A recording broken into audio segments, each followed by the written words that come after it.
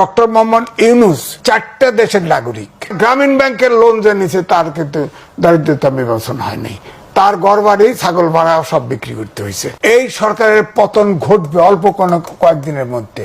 3.3% GDP বাংলাদেশে হয় নাই, 74 সালেও এর চেয়ে বেশি ছিল। অর্থাৎ আমরা দুর্ভিক্ষে যাচ্ছি, লাখ কোটি টাকা পাচার হয়ে গেছে। প্রত্যেকটা মিনিস্ট্রি থেকে একটা করে ছাত্র বসিয়ে দিছে। রেলওয়েতে 3টা ইন্টারমিডিয়েট পাস ছাত্র ওখানে নিয়োগ দিচ্ছে ডক্টর মোহাম্মদ ইউনূস। গ্রামীণ ব্যাংকের 666 কোটি টাকা সুদ মওকুফ করে নিছে ডক্টর মোহাম্মদ ইউনূস। 4000 কোটি টাকা গ্রামীণ ফোনের মওকুফ করে দিছে। স্টারলিংক গ্রামীণ ব্যাংক এবং গ্রামীণ ফোনের অংশীদার। এটা বাংলাদেশের কি ইন্টারেস্ট? এটা কিন্তু বাংলাদেশের সরকার না, এটার নাম দিয়েছি আমি বিদেশি সরকার। ডক্টর মোহাম্মদ ইউনূস 4টা দেশের নাগরিক।